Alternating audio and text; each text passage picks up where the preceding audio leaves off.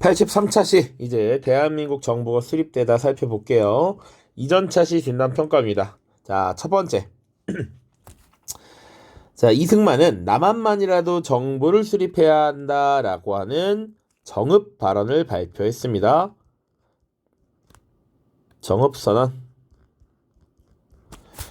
자, 왜 이런 정읍선언을 발표했느냐라고 했을 때 조금 기억해야 되는 건 제1차 미소공동위원회에서 미국과 소련이 자신들의 주장만 계속 펼치고 타협을 이루지 못하고 결국 무기한 휴회되었기 때문입니다. 자, 그래서 이승만은 단독정부 수립을 주장했다. 두 번째, 자, 유엔은 소총회를 열어서 선거가 가능한 한국임시위원단이 접근 가능한 지역에서 총선거 실시를 결정했습니다. 이것은 소련이 당시 한국임시위원단의 입국을 거부했기 때문에 선거가 치러지기 어렵다라고 판단을 하고 지금 남한에서 선거를 실시해라 라고 이야기를 했던 것이죠. 그래서 결국 이 남한에서만 총선거가 시행이 되고 남한에 대한민국 정부가 수립이 됩니다. 자, 첫 번째입니다.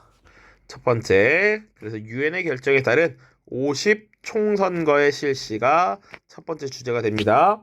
자, 그리고 앞으로도 계속 나올 텐데 총선거 혹은 줄여서 총선이라고 하면 이것은 국회의원을 선출하는 선거입니다.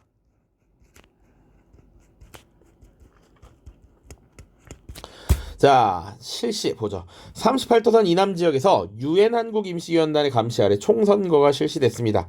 특징은 21세 이상 모든 국민에게 투표권이 부여됐고 남녀 구분 없이 그리고 우리나라 최초의 민주주의 선거였다. 그리고 남북 협상 참가 세력과 중도계 인사들은 불참했어. 단독 선거, 단독 정부 수립 반대했던 세력들이 참여하지 않았습니다. 그리고 남조선 노동당은 반대 투쟁을 벌이기도 했다.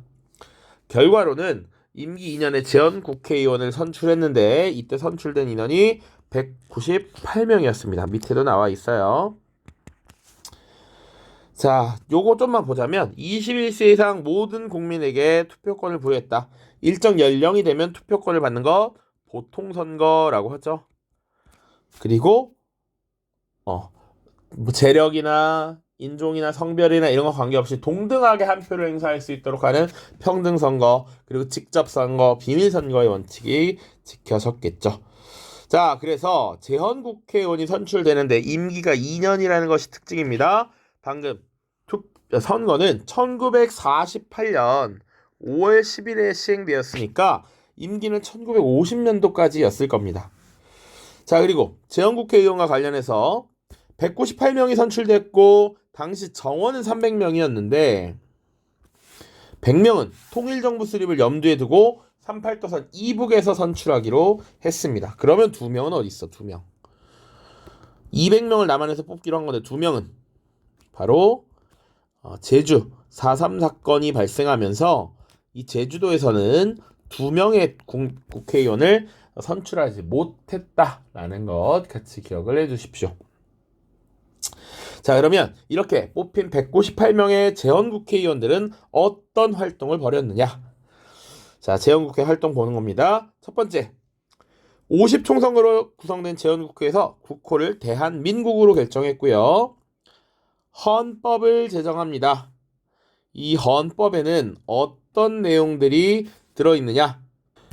이제 왕이나 황제가 국권을 가지는 것이 아닌 국민이 주권을 가지는 민주 공화정 체제 혹은 민주공화국 체제, 그리고 삼권 분립 체제를 규정했죠.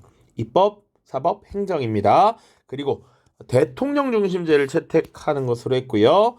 간선제 요소를 또 포함했습니다. 그리고 평등과 공공의 복리를 밝혔대. 자, 간선제, 이건 간접선거를 얘기하는데 대통령을 누가 뽑느냐? 국회가 선출하도록 했습니다. 대통령을 국회가 선출. 자, 그래서 국민들의 대표인 국회의원을 선출하고 그 대표인 국회의원들이 대통령을 선출하도록 했습니다. 자, 그리고 자, 이것이 이제 헌법에서 규정된 내용이고요. 재헌헌법에서도 역시 대한민국 임시정부의 법통, 정통성을 계승한 민주공화국이다라는 것을 다시 한번 밝혔습니다. 자, 또 나와있죠? 다시 반복이야. 삼권분립 대통령제를 채택했고 국회에서 대통령을 선출했는데 이승만을 대통령으로 선출했다. 이런 내용들 보시면 되겠습니다. 자, 정부 수립 보시면 이승만 대통령이 이제 각 부의 장관들을 이제 임명하면서 내각을 조직하겠죠. 그리고 나서 대한민국 정부 수립이 선포됩니다. 48년 8월 15일이야. 그런데 이때 정부 수립 선포 기념 행사를 열 때 대한민국 30년이라는 표현을 씁니다. 이 말인즉슨 1919년 대한민국 임시정부, 그때부터 우리 대한민국이 시작되었다. 그래서 1919년이 대한민국 1년이고 48년이 30년이다 이런 표현을 했던 것이죠. 그런데 일부 정치 세력은 이 48년 8월 15일을 건국절이라고 내세우고 있어요. 물론 뭐 국가의 3요소라고 하면 영토가 있어야 된다 이런 주장을 펼치는데 그들은 사실은 독립운동의 역사를 조금 감추고 싶어하는 경향들이 있습니다. 좀 안타까운 얘기인데 무튼 이런 것은 기회가 있으면 좀 더 얘기를 해보도록 하고 아무튼 이 당시에 이승만 대통령도 대한민국 30년이라는 표현을 사용했다라는 점. 그리고 유엔 총회에서는 이 대한민국 정부가 한반도에서 수립된 유일한 합법 정부였다라는 걸 승인했다 정도 체크를 하시면 됩니다. 자, 그리고 우리가 교과서에서는 다루지 않았습니다. 수업 시간에는 시간이 많지 않아서 북한 정권의 수립을 넘겼는데 요거 간단하게 보면요. 광복 직후에 어떤 모습을 보였느냐? 평양에서는 조만식이라고 하는 인물이 있습니다. 우리 물산장려운동 때 한번 언급이 됐어요. 조만식을 중심으로 평안남도 건국준비위원회라는 단체가 결성이 됐고요. 그리고 8월 8일부터 소련군이 대일본전에 참전하면서 북한 지역을 통치했다라고 얘기했습니다. 근데 간접 통치였다라고 했죠. 간접 통치하는 방식이 뭐였냐면 각 지역의 인민위원회라고 하는 게 있었단 말이야. 이건 뭐였느냐? 조선건국준비위원회에서 145개의 지부를 설치하고 이것을 인민위원회로 개편했다라고 했지. 이 인민위원회에 행정권을 넘기고 간접적인 통치 방식을 채택했다. 그리고 사회주의자들이 이 인민위원회의 주도권을 잡도록 서포트를 했다라는 것이죠. 점차 소련군이 우익 세력을 축출했고요.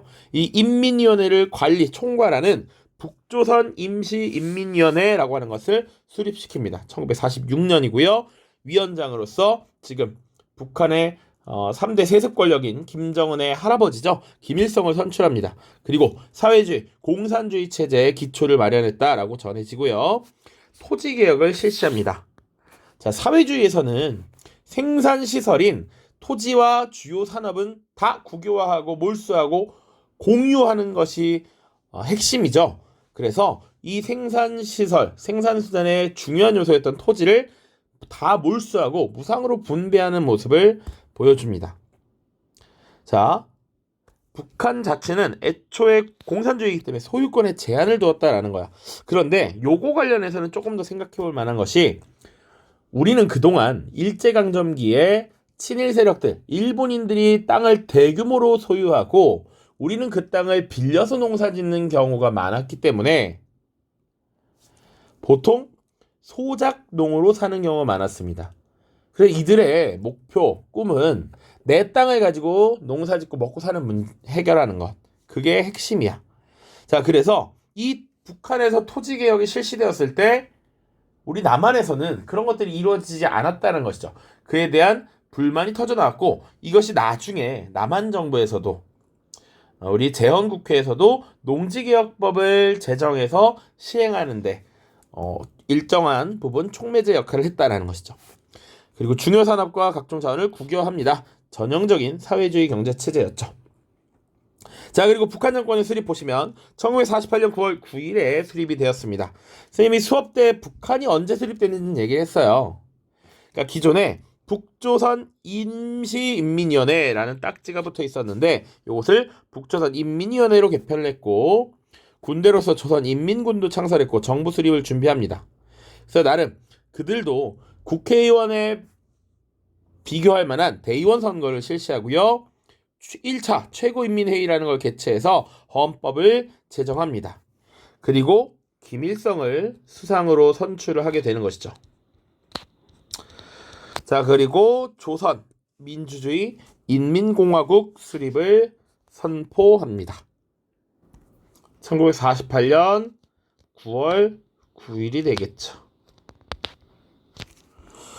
자, 그러면 왜 9월 9일이냐? 사실은 북한이 이 대의원 선거를 시행하고 조선민주주의 인민공화국을 선포할 때까지가 기간이 되게 짧아요. 그러니까 대한민국 정부가 수립된 이후에 약 3주 동안 이런 일들이 모두 이루어지는데, 그것은 이 체제 선전이나 이런 정당성을 논하기 위함입니다.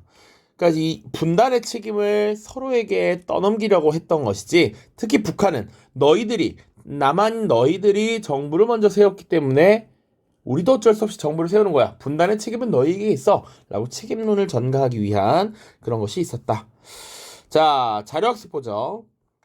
다음 자료를 보고 대한민국 정부의 수립 과정을 정리해보자 라고 해서 제헌헌법이 나와 있습니다. 제헌헌법은 1948년 7월 17일에 만들어진 헌법이죠. 그래서 헌법이 만들어진 날 기념하기 위해서 제헌절이라고 하는 기념일을 줬죠. 1조 대한민국 민주공화국이다. 대통령과 부통령은 국회에서 선거한다. 이것을 간선제라고 했습니다. 간선제.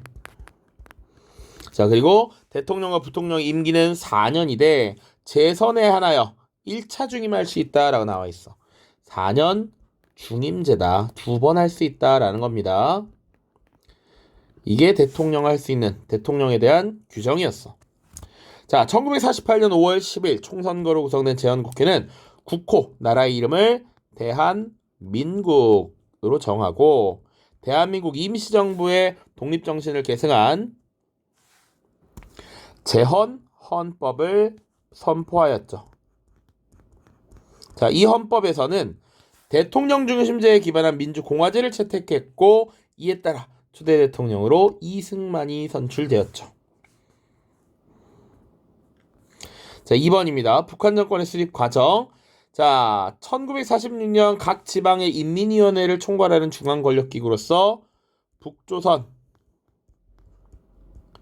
임시 인민위원회라고 하는 것이 출범하였고 여기에서 김일성이 위원장이 되면서 사회주의 체제의 기초가 마련됐습니다. 이후에 임시라는 글자를 떼버린 북조선인민위원회로 개편하고 조선인민군을 창설하고 단독정부 수립을 위한 준비를 진행했죠. 그러니까 이미 북한은 다 준비를 하고 있었는데 시기를 기다렸던 것입니다. 자, 됐죠? 자, 83차시 이렇게 마무리 짓도록 하겠습니다. 다음 영상에서는 이제 제헌국회의 큰 두 가지 활동, 친일파 청산을 위한 노력, 농지개혁 추진 살펴보겠습니다. 고생 많았습니다. 안녕.